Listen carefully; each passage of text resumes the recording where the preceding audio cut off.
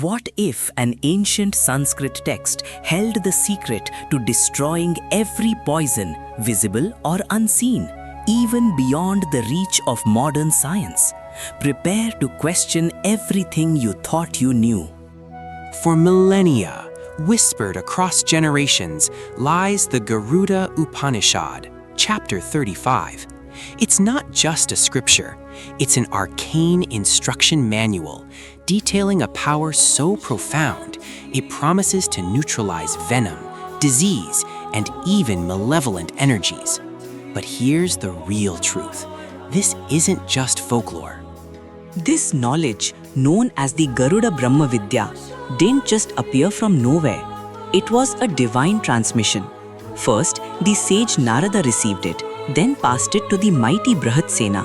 Brihatsena then shared it with the king of gods, Indra himself.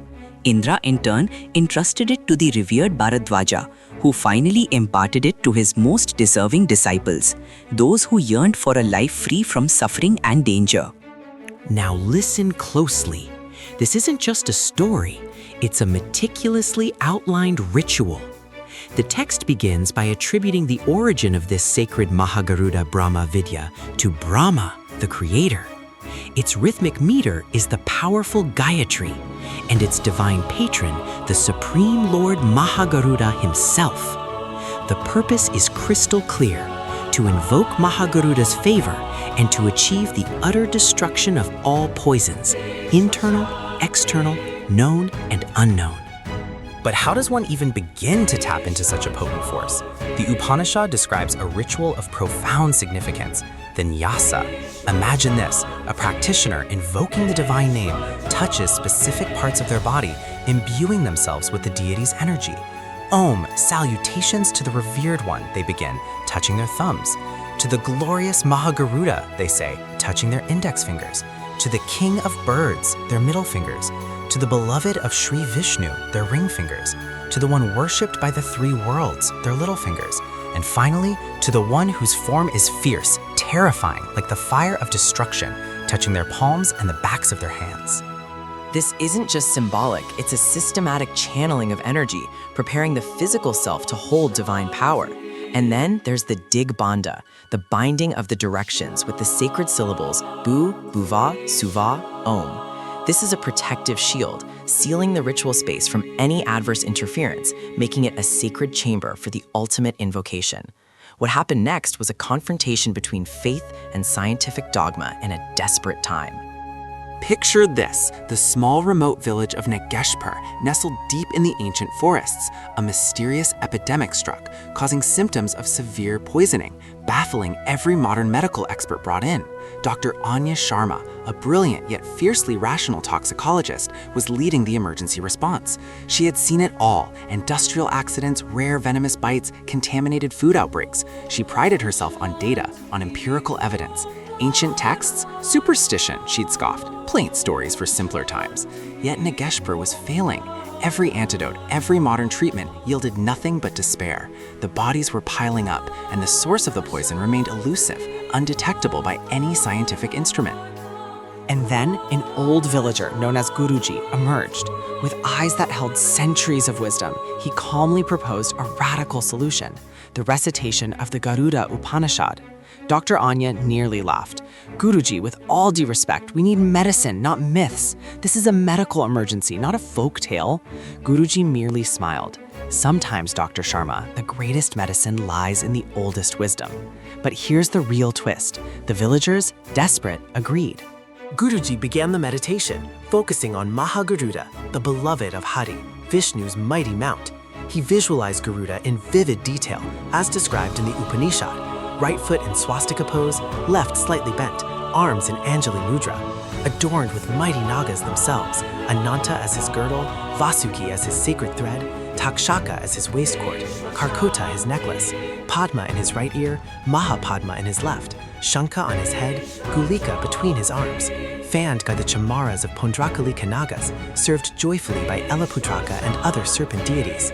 Garuda, Guruji chanted, with tawny eyes, shining like gold, with long arms, broad shoulders, adorned with serpent ornaments, golden hued to his knees, snow white to his waist, saffron red to his neck, with a face like 100 moons, fierce, terrifying, like the fire of destruction, yet the ultimate remover of poison.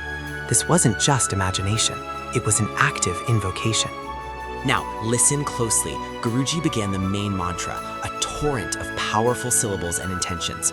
Om, Eem, Om, salutations to the revered, glorious Mahagaruda, king of birds, beloved of Vishnu, worshipped by the three worlds, whose form is fierce, terrifying, like the fire of destruction, whose talons, beak, teeth, fangs, tail, and wings are like thunderbolts.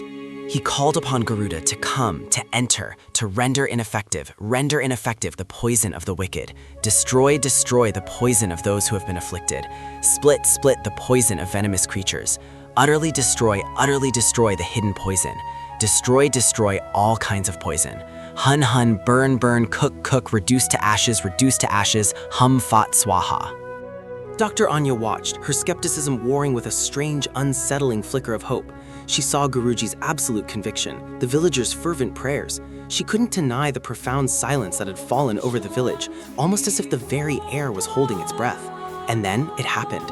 Within moments of Guruji's fervent chanting, the first patient, a young girl, stirred. Her fever broke, her labored breathing eased. Others followed. A wave of recovery swept through the temporary clinic Dr. Anya had set up. The mysterious, untraceable poison began to recede. What was happening? Dr. Anya checked vitals, ran tests again, and found the toxic markers which had previously been off the charts were inexplicably diminishing. This wasn't just a coincidence. This was the twist that shattered her scientific certainty. Guruji later explained, the Upanishad speaks of this. Just as Brahma oozes life and Indra's thunderbolt strikes down evil, this Brahmavidya annihilates poison. It describes how, with profound focus, one can even release the afflicted with a mere glance, or by mind alone, a feat documented for 1,000 Brahmins. This is the power of activated consciousness. The Upanishad further details this comprehensive protection. It covers all forms of venom, not just the great divine serpents like Ananta, Vasuki, Toxica, Karkotaka, Padma, Mahapadma, Shankaka, Gulika, and Pandrakalika, but also common snakes, scorpions, spiders, mice, house lizards, and centipedes. It reaches poisons originating from mountain caves, volcanic fires, anthills, plants, and even those born from roots, bark, wood, or sap. It addresses wicked insects, creatures like cats, jackals, tigers, and boars. And here's the chilling part. It even accounts for artificial poisons, those caused by weapons, arrows, cuts, boils, sores, and great ulcers. Even more astonishingly, it offers protection from the fear instilled by ghosts, vitalas, pishachas, rakshasas, and yakshas. It's an all-encompassing shield, dissolving poison, defiling it, drying it up, destroying it utterly. That poison, the text declares, is killed by Brahma and by Indra's thunderbolt, Swaha. Dr. Anya, the hardened skeptic, underwent a profound transformation. She couldn't explain it scientifically, but she had witnessed it. The efficacy was undeniable. She saw the villagers who had been on the brink return to health. She realized that science, while powerful, was not the only lens through which to view reality. There were forces, energies, and wisdom so ancient, so deeply rooted, that they transcended her understanding. She began to study, to respect the ancient traditions she once dismissed, acknowledging a dimension of existence far grander than she ever imagined. The Garuda Upanishad promises that one who reads or hears this knowledge of Brahman on the new moon day, snakes do not harm him throughout his life. It speaks of releasing 8 Brahmins of the blade of grass, 100 with a glance, and 1,000 with the mind. This isn't just about snakes, it's about mastering internal and external poisons, about the ultimate power of focused intent and spiritual alignment. It's a reminder that true wisdom often lies beyond our immediate grasp, waiting for us to open our minds.